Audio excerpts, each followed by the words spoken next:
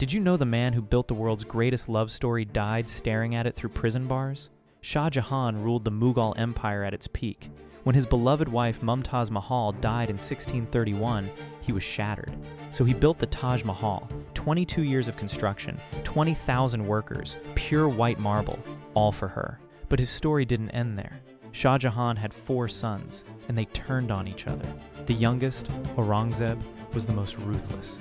He outmaneuvered his brothers, had them executed one by one, and marched on his own father. In 1658, Aurangzeb seized the throne and locked Shah Jahan inside Agra Fort. Not a dungeon, a palace, but still a cage.